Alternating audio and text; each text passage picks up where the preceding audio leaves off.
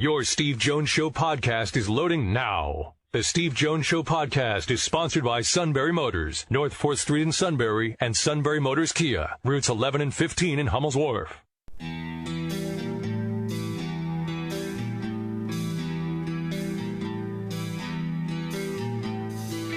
Sports talk where your voice counts. This is the Steve Jones Show on News Radio 1070 WKOK. Now from the Sunbury Motors studio, here's Steve Jones. Sunbury Motors, 4th Street in Sunbury. Sunbury Motors Kia, routes 11 and 15 in Hummel's Wharf, and online at sunburymotors.com. Ford, Lincoln, Kia, Hyundai, great pre-owned inventory, great deals to be had, interest rates, and a fabulous service department as well. All at Sunbury Motors, 4th Street in Sunbury. Sunbury Motors Kia, routes 11 and 15 in Hummel's Wharf. And online at sunburymotors.com. Tony Knopp in a moment, but first our play-by-play call today. Mike Muscala gets it done for Oklahoma City. Nader spots up. Boy, had another good look. Offensive rebound, Muscala. He'll give the tie a try, and he's got it to tie things at 113. Basically tapped the hot hand. Sets it outside. Muscala lines it up for a three, and he knocks it down. Mike Muscala with a couple of big buckets for Oklahoma City in that one. Bucknell's own getting it done. Well, it is great to have with us someone I can absolutely consider a friend. And it is, I don't care if it's good times or bad times, it's great to hear Tony Knopp on the other end. My friend, hope you and yours are safe, sound, and well. We are. I'm glad to hear you guys are the same. We're a little removed from some of it. We're on the outskirts of Los Angeles, so everything's shut down as usual, and everybody's being safe. But we haven't. Our community hasn't really felt the brunt of it yet, which is helpful. Yeah, no question. Here's been, I know the students come back here, starting to come back next week, and classes begin a week from Monday. They're already back at USC and some of them at UCLA. Well, the concern, of course, here, the numbers here have been actually really, really good. Really good, as a matter of fact. But there's concern that once 30-some-odd thousand are reintroduced, that's that concern. Let's see how it plays out. Let's see how it plays out. We saw how it played out in the Big Ten. So from a network and from a business point of view, what is the potential financial damage, and if they do play anything in the spring semester, can it be made up for? So there's a couple thoughts on this. We have a lot of conversations around it. It cannot be made up for and made whole in the spring semester, but there's a belief, between those who are writing big checks. A lot of private equity, a lot of venture capital, a lot of people with billions of dollars on the sideline have been flocking towards sports, paying attention to trends like this, sports betting, et cetera. And one of the most common sayings you hear today in the boardroom is that COVID-19 is the great accelerant, right? A lot of people are talking about how it's going to create new markets. But a lot of the investors that are out there right now, and that's what's really driving a lot of the money behind, the regional sports networks, the leagues, the commissioners, or the conferences, et cetera, is that what COVID-19 is doing is it's taking trends that were about to happen and it's moving them faster. It's making it happen faster. So we were on the way to more people working from home, and that's been accelerated. Now, what's been talked about a lot with the college conferences and which ones are playing or not are two scenarios. One, on the TV side, there's actually some benefit to it. Some, not a lot. But the way they're looking at it is now you're going to have 2 college football seasons. There is a chance that we have 8 months of college football. And yes, if the NFL doesn't play on Saturday, which right now it looks like they're going to play on Saturday, but if the NFL doesn't play on Saturday, now if you're the Big Ten and much more so the Pac-12, who gets dominated by the SEC, Big Ten, and ACC, but if you don't compete with the SEC for eyeballs anymore. So if you're holding a contract for Big Ten football, you're a little bit curious to see what it looks like in the spring when your Ohio State, Penn State whiteout game isn't going up against Florida, Alabama, or LSU, Georgia, or, Miami and Florida State, or whatever that's out there. So they've talked about it really interesting in that way. But what comes up the most about the accelerants right now, and everybody's seeing it, you're seeing the article written in ESPN today about NCAA leadership, is this discussion that college football was eventually going to move the way of the super conferences, moving away from the NCAA and creating their own league, so to speak, which is something that's been talked about in European football for a while.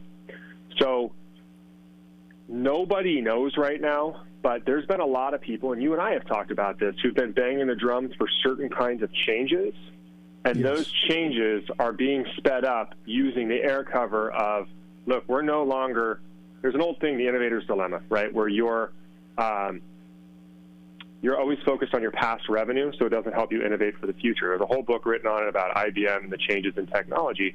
That's what's happened here. We're no longer reliant. We're no longer tied to our past revenue streams, so new things can happen. And that's what's going to be really interesting, because think about this, Steve. How great a content is it going to be for you if Penn State runs the table in the spring, whips Ohio State at home in the whiteout game, and wins the second national championship? And now we get to talk about who's better, the fall national champion or the spring one, for the rest of time. Right. Exactly. And we haven't seen that since Washington and Miami split the title in 1991. Right.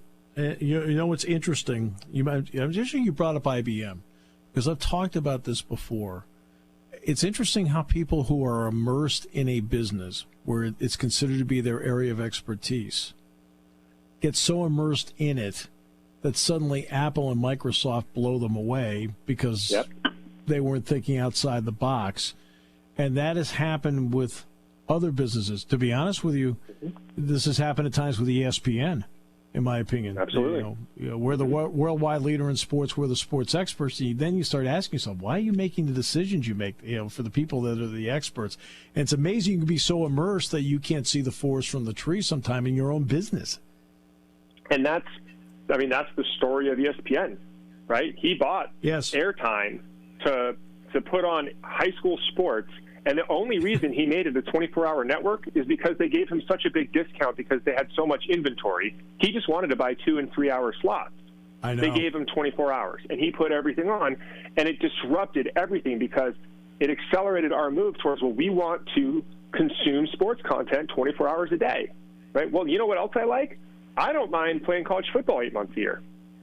That sounds like fun to me. A spring tailgate sounds okay if you find a way to make that work. It's also a situation where, we're going to see a lot more movement towards unionization of players, and all this discussion is about player safety.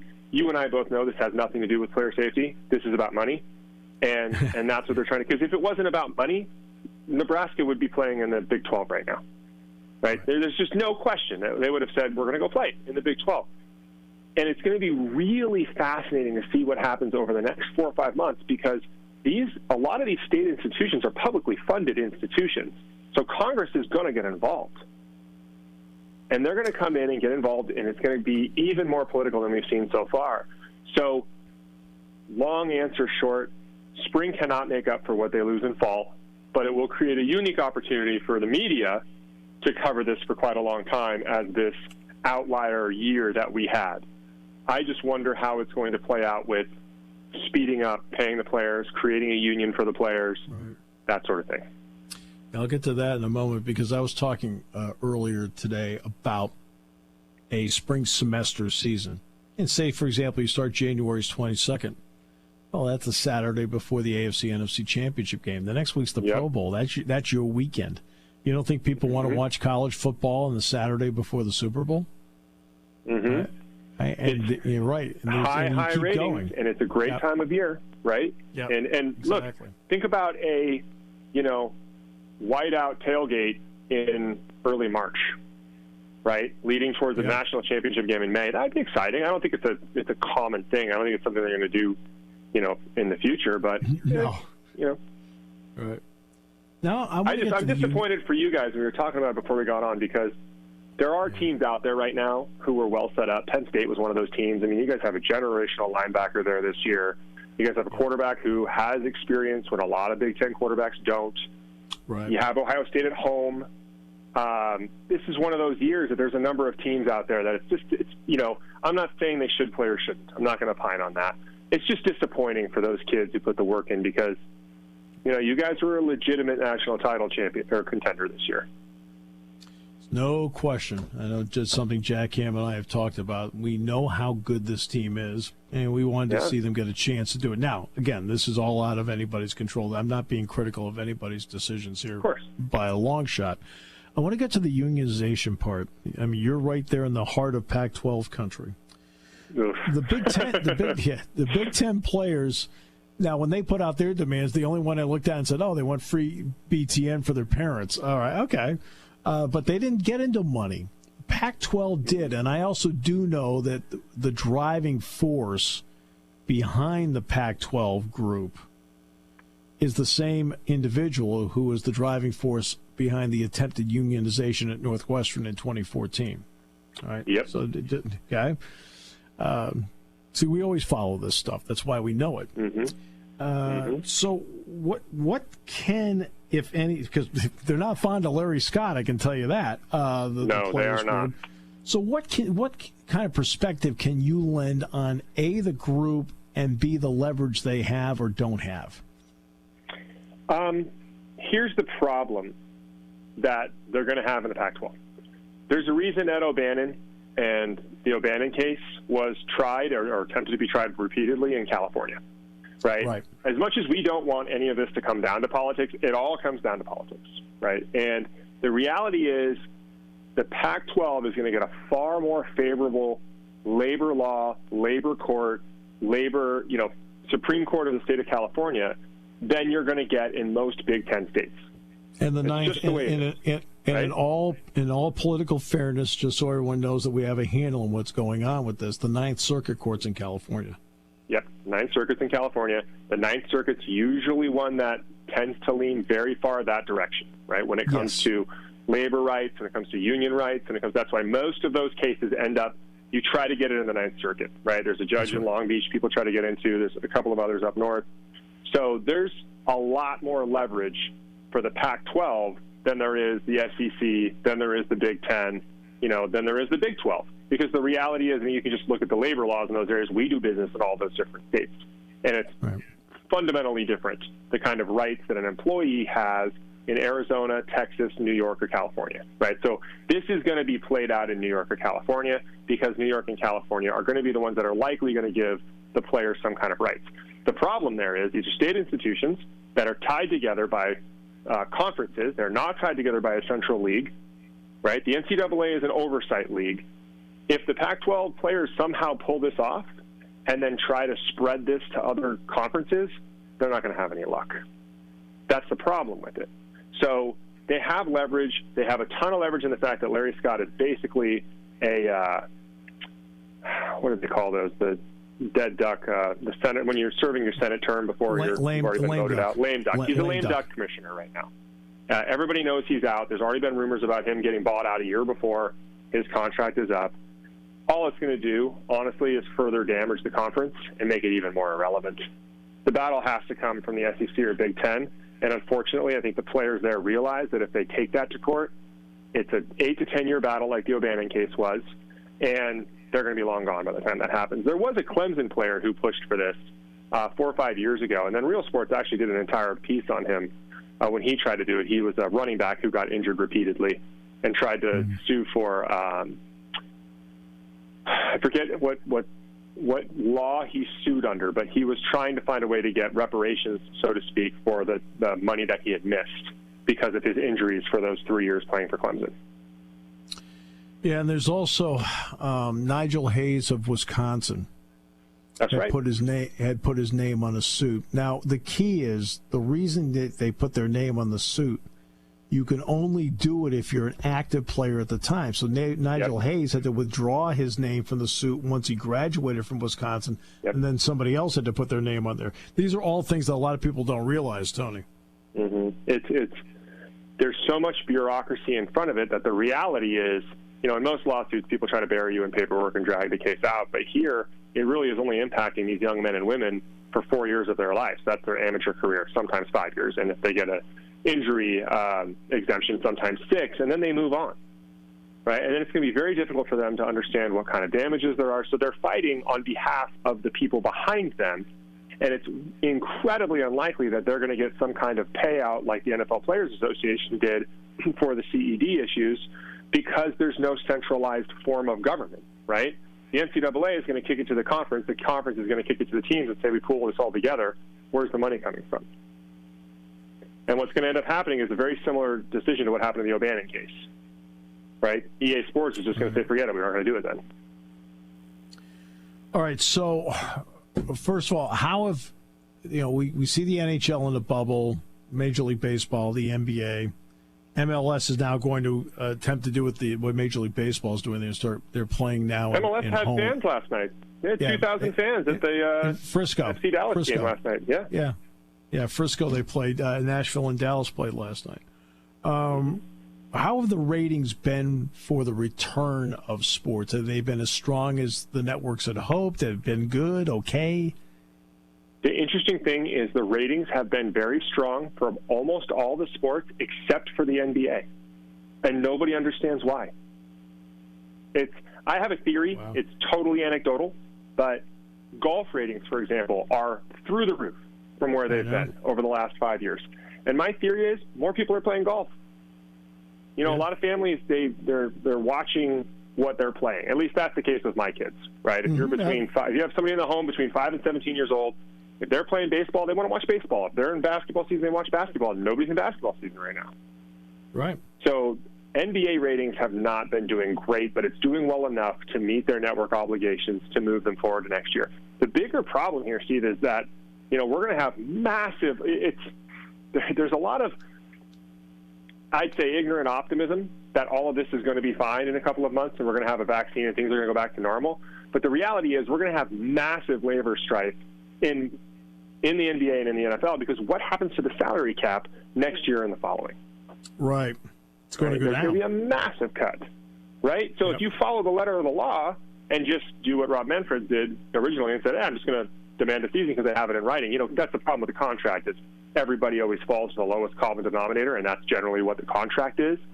They have a contract that enables them to cut their salary cap by, it'd be 40% next year. So what happens? Are we going to have massive labor stoppages? Are the networks going to step in and say, we already took a pounding on this. There's no way there's going to be labor stoppages. There's just so much pressure on everybody to come back with less that's out there, even though the ratings look good right now. Right. And ratings are nice. TV money's nice. The NBA TV money is a much larger chunk than it is baseball and soccer. But these teams are losing ticketing revenue every single day. Sponsorships, premium suites, all that stuff that goes around, day of game stuff, and they're getting devastated. What does baseball lose? What, $600,000 a game? Does that sound right? Absurd. It's absurd how much they lose. I was reading the other day that in the new stadium in Texas, it's like $850,000 or something per game, and the response is, just have the billionaire pay for it. Have Tillman Fertitta pay for what's happening with the Houston Rockets. We're blessed in a way that we know some billionaires here that we work with. They don't just have billions of dollars sitting around. It's in something else that also has gone down. They have to get to it. And so there's just this belief, I think, that we're going to get back to that state, and we're not. I think next year is going to be very interesting, and hopefully it accelerates change in a positive way, right? We get to a situation where maybe the players have a little bit more say, and they extend the rights, because they just gave players the rights to make money off of their own endorsements, off their own likeness. Maybe they extend that right? Maybe we find a new way to deal with out-of-conference games and schedules, and that all would be very exciting. But in the meantime, we just got to find a way to get the players to play, and the players are not going to forget, especially in baseball, what just happened with their last negotiation with baseball. Oh, no, they will not. You and I both know that. No. It's going to be a disaster. Next year is going to be, because it runs out December 1st next year. It does. Tony, too long, my friend. It's been too long. I miss you guys. I'd say I'll be coming out to see you guys, but that's not happening anytime soon, unfortunately. So hopefully we get to chat again. I think we'll chat again probably in another month. How about that? You want to make that happen? Yeah, I'm in. Let me know. I mean, we need to do this every few weeks because it gives everybody a different perspective and baseline to work with as to what's happening. To you and that wonderful family of yours, and they are wonderful. And I've had the privilege of meeting his wife. You and I have something very much in common. Married way above ourselves. Oh, yeah. I outkicked my coverage and got a ring on it as fast as I could. But to you and that great family of yours, please stay safe and sound, and we'll talk in just a few short weeks, okay? You too, my friend. Thanks so much. Thanks. The great Tony Knopp. Next half hour, Rich Scarcella, as the hits keep on coming. We got a lot to talk about. And we'll continue to have a lot to talk about. The ACC presidents and chancellors are meeting. Their meeting is scheduled to begin in 3.5 minutes. In all likelihood, to reaffirm that they are playing in the fall. But we'll wait for them to make an official announcement. I'm going to talk to Matt about something I want to do coming out of the next half hour. All right. We'll take a break. Back with more in a moment. Here on News Radio 1070 WKOK, brought to you by our great friends at Sunbury Motors. There's still a lot of summer left, but time is running out to save on a new Kia from Sunbury Motors Kia. Wanna see ya in a Kia. Sunbury Motors Kia. It's the summer sticker sales event at Sunbury Motors Kia. But you have to hurry in before these deals fade away like the summer sun. Sunbury Motors Kia offers you the low price promise on every new Kia on the lot. Just listen. 2020 Kia Sorentos with up to $7,200 off. As low as $23,998. 2020 Kia Sportages with up to $4,000 off. Starting at just $22,793. Plus, Sunbury Motors Kia will give you top trade-in value for your current vehicle. Bring your trade, look for a sticker, and save. Remember, every new Kia comes with a 10-year, 100,000-mile powertrain warranty. The Summer Sticker Sales Event at Sunbury Motors Kia on the Strip in Hummel's Wharf. Savings include all applicable discounts and rebates, including Sunbury Motors Kia discount. Warranty is a limited powertrain warranty. For details, see dealer or go to kia.com. Taking your calls at 800-795-9565. This is the Steve Jones Show on News Radio 1070 WKOK. Now, from the Sunbury Motors Studio, here's Steve Jones. Does that go to an operator, or does Pence answer it, or how does it work? Good question. The phone number? I'm just Lawrence would know. We'll have to ask that tomorrow on the Mark. I'm just curious. I mean, it goes by fast enough. I didn't quite get the entire number down. All right. Today's show brought to you by Sunbury Motors, 4th Street in Sunbury. The Sunbury Motors Kia, routes 11 and 15 in Hummel's Wharf. Online at sunburymotors.com. There's been a lot about heroes lately, and it's always great when you can figure out who somebody's hero happens to be. McKenzie, you, sir, are my hero. Along with the suit. A message from this station and the Ad Council. All right, so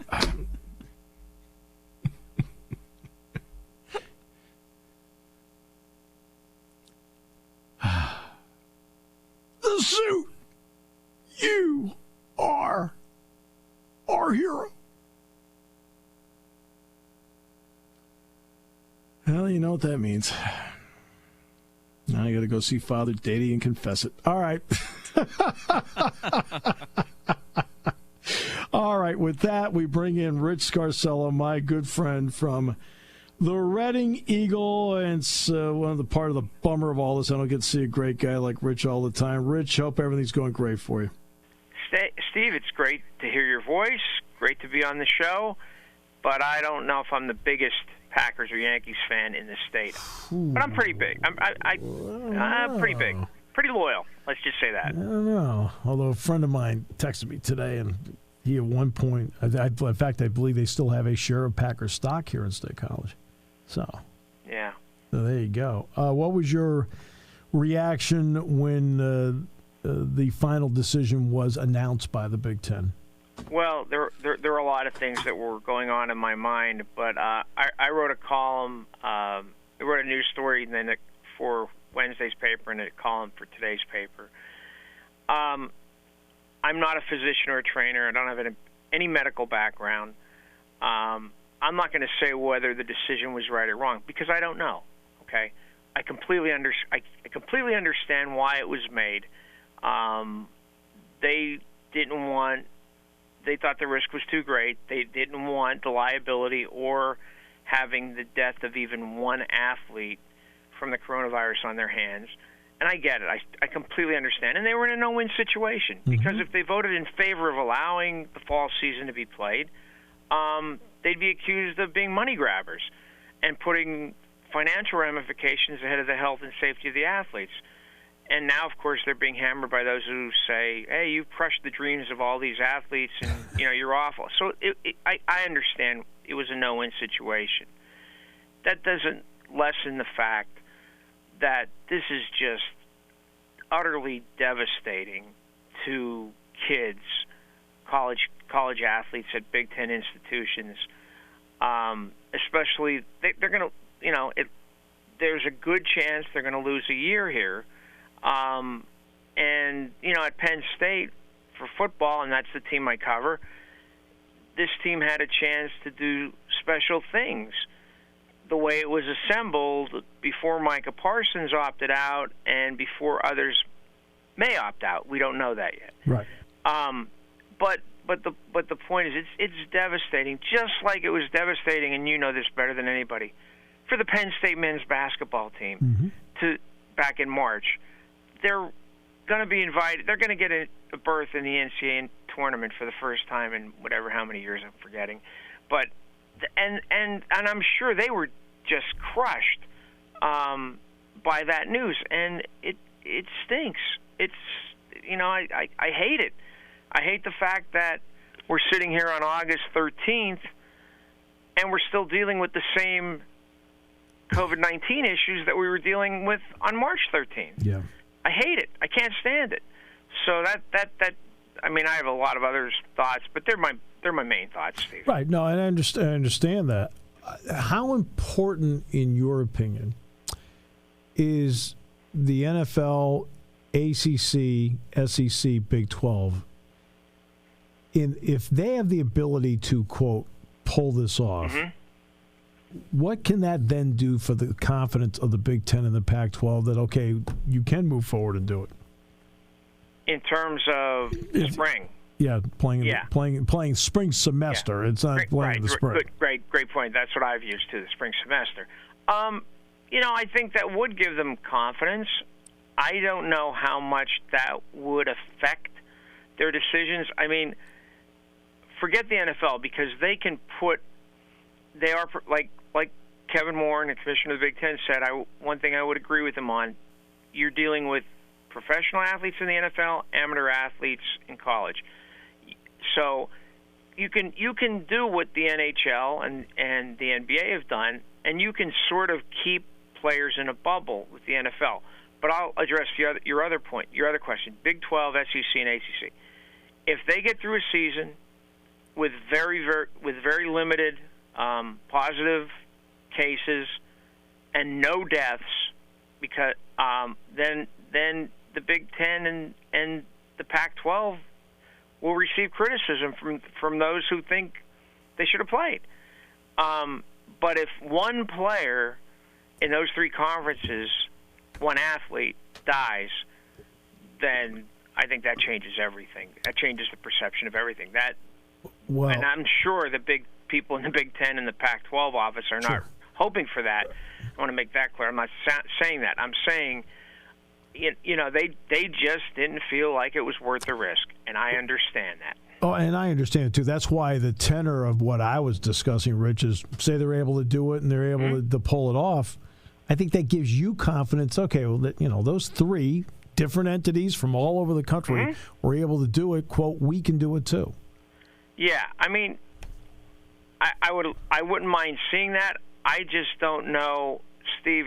This is the other thing, and nobody knows. Nobody knows. But the other thing, and I think that it would give them confidence if they pull this off. It would give them confidence. But how do you say that as the Big Ten, we'll just deal with the Big Ten? Sure. We're making this decision for the health, safety, and welfare of our student athletes, and then turn around and play 2 football seasons in 10 months. And I don't know I'm sure it won't be 12 games each season. Is that safe? I don't know. Are we looking out for the health, safety, and welfare of our athletes if we do that? I don't know. I'm just throwing that out there. Mm-hmm. Well, and that's interesting because I know that's been brought up. Number one, you and I both know this. It doesn't, we talk to enough players. What they love to do is they love to play. Oh, the players, yeah, they want to play. Right. Sure, absolutely. They love to play. I think it's up to everybody to then figure out a way where there's enough time between the 2 seasons that allows healing and then enough to tone up and work and get ready for the next season. And I think that can be done anyway because you wouldn't have spring practice, for example. That would be eliminated. So you already have that's already baked into the cake to begin with. That's a case of 15 practices, 3 scrimmages. So I mean, you'd be talking about 5 more beyond the 3 scrimmages you have. If you played 8, I know. Purdue coach Brian Brom put out a plan today. Yeah. And I understand it. And I give by the way, I give him a lot of credit because he's looking ahead. He's not looking back. Right. And I give him a lot of credit in trying to salvage something here. I understand. I just don't know. Like I don't know. I mean the same thing with COVID. I've heard from different experts saying it's safe to do that. And I've heard it from others who say medical people say it's not safe to do that, to play so many games in in a short period of time. I don't have an answer. I know I'm from a selfish standpoint and a personal standpoint, this is a big letdown, and I'm sure it is for you and for so many others of us who cover college football. So do I want to see them play? I would love to see them play. I just don't know, and I hear what you're saying, but I just don't know if that's possible, and if you're putting the health and safety of your athletes ahead of everything else. Right. When you look at obviously the makeup of this team, you don't know. For example, Micah Parsons made his decision as to what he's going to do. What about let's start with this. Starting with a fall practice. Instead of spring practice in October, let them have a fall practice. 10 to 15 practices over a 30-day period. What about that as a starting point? Oh, I could see that. Oh, absolutely. I mean, I think from what I understand, and I could be wrong, that they're going to be allowed 20-hour weeks like they would. Yeah. Yeah. And I could and like we're going with Penn State here. At Penn State, where the parents have said to me that they have 100% confidence in that Penn State officials are doing everything they can to keep their players safe. Sure, sure. If you want to practice, go ahead. Then you throw in, Steve, the arrival of the general student population on the campus. That's another X factor, and I don't know how that's going to affect. But yeah, can I see them practicing in the fall? Sure. Yeah. All right. Penn State has had 4 cycles of testing that they've announced. In 3 of the 4, there were 0 positives. There was one that had 8. So the other ones had 0 positives. So they did 560 tests. Yep. 8 positives. That's a 1.4% positivity rate. What does that tell you about the organization, the student athletes, and their dedication to what they were doing, and also the protocols that were put in place? Yeah. From what I'm hearing, from what I've heard, is that Penn State has taken great lengths, not only in time and effort, but financially, to keep athletes safe, particularly on the football team, because they're the people that folks that I've been talking to. I don't think there's any doubt that Penn State has done everything it possibly can to keep athletes safe, football players. I think that's pretty clear. I think it also speaks, Steve, to this particular football team, that they hold each other accountable. Yes. And you don't have, like, there are other places that may not be the case, but it's very clear that that's happened at Penn State, that players are holding each other accountable. And and obviously the only other, I think Michigan had great numbers as well. They did. They had great numbers. Very, very low positivity rate. So but if you ask me about Penn State, and Penn State, from everything that you read and hear, I think they've done an outstanding job. And that's probably what frustrates them the most. Whether it's Sandy Barber or whether it's James Franklin or the medical staff or the players, I'm sure that's what frustrates them the most, that they felt safe. I know the players felt safe. It's pretty clear, but if you look on social media, I'm sure that's what's further disappointed them. What do you know, if anything, about the PIAA level? Oh gosh. Well, that says it all. Let's go to the next question. That's no. No, I was sort of on the PIAA watch and the local high school watch last week because of vacations, and I know there's a lot of frustration here in Berks County with among the athletic directors, and I know there is. I can tell. I haven't spoken to anybody at the PIAA. My initial reaction last week was I felt when the PIAA said we're going to try to talk to Governor Wolf and we're going to make a decision in 2 weeks. I thought they were kicking the can down the road. Mm-hmm. I probably was a little unfair to them. They felt that they were caught completely off guard by Governor Wolf's statement last week. Right. And I see he's made another statement today that I only made a recommendation. Yes. Not and so. Which, by the way, is to his credit. Because everybody knows I get into politics zero here. Yeah. Same here. And to be honest with you, I pointed out. I said there was a recommendation. It was not an order. And actually, right. So what he is saying is actually factually correct. Right. And I don't want. And I'm the same way, by the way. Yeah. In politics. So what I'm hearing here in Berks County, they met. The Athletic Association met on Tuesday. I'm hearing that they're going to at least try to go on with golf, tennis, and cross country. And they're not sure about the others, the contact sports. I know football, the football teams down here, they're rearranging schedules because it looks like they're definitely not going to play 10 games. So I don't know if it's going to be somewhere between 6 and 8.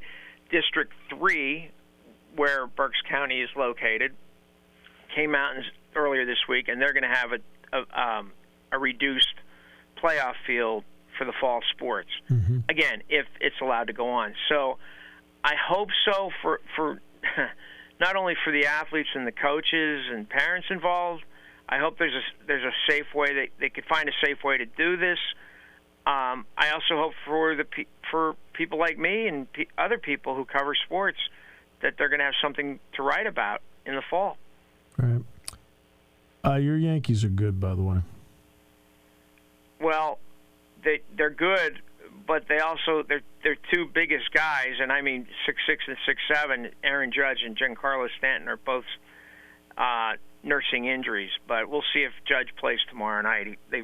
Boone claims that he rested him last night, but we'll see. But they're pretty good. Yeah, Cole makes them a lot better.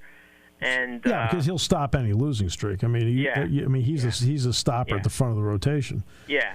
Cole I mean. their bullpen's a little shaky right now without Chapman. Everybody's is. Yeah, that's for sure. Who has a bullpen? Nobody does. Yeah. Well, talk to the Phillies. Oh, I know. Aaron Nola goes 8 innings, gives up a run, and now they're warming up the closer. Yeah. But Steve, I got to say this, and this relates to everything.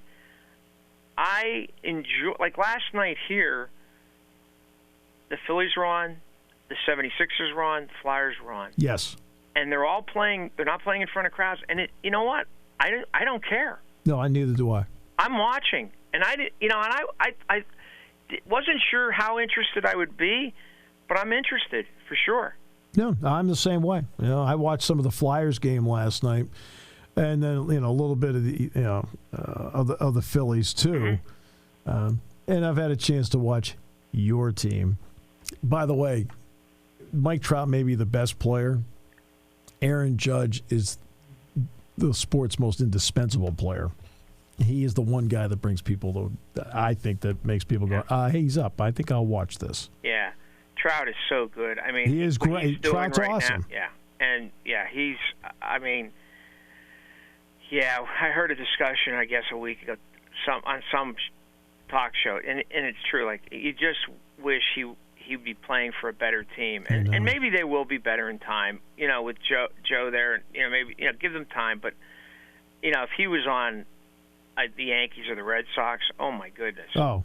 I mean, Joe Madden must love him. I mean, really. By the way, he said Joe. That's who he was referring to. So. Oh, I'm sorry. Yeah, I should have said. Oh, no, that's my job. I can do that. I can fill in the blanks. Yeah. So, I mean, it's good. I mean, I like at least the fact that I can watch sports. And by the way, and the other sporting event that we didn't get a chance to talk about was the PGA Championship Sunday, and I was riveted to the TV for 4.5 hours, and I loved it. I loved every second of it. And again, another young player, Morikawa. Yeah. I mean, you get to the 14th hole, and you look around and say, now, I think that's been one of the great items of late in the last decade or so, putting the drivable par 4, risk reward somewhere in there. And that was it. And it turned out to be the pivotal hole. I mean, he not only drives it, but he sinks the putt. Yeah.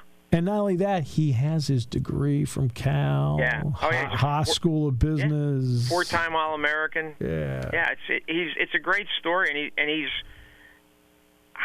his swing is beautiful, and it's I've read stuff that said it's as perfect as any, and he seems to have the right temperament too. That's the thing that struck me. Earlier this year, watching him, and it really showed Sunday. I didn't think he would crumble, and he didn't. He rose. He was. He looks like it looks like he's got a very special career ahead of him. I really enjoyed that watching him. And as Brooks Koepka would say, he's got one like Dustin. All right, so yeah. How about that one? Yeah, well, that's Brooks. That's Brooks. Always a pleasure, no matter the circumstance. Thanks so much, Rich. Really appreciate you a lot. Anytime, Steve. Hope you stay well. Rich Scarcella, Reading Eagle. Back with more in a moment on News Radio 1070 WKOK, brought to you by Sunbury Motors. Today, our thanks to Rich Scarcella, Reading Eagle. Our thanks to Tony Knopp. And Dave Hunsinger, the play-by-play voice of Oklahoma State football and basketball, for joining us on the show today. Today's show has been brought to you by Sunbury Motors, 4th Street in Sunbury, Sunbury Motors Kia, routes 11 and 15 in Hummel's Wharf, and online at sunburymotors.com.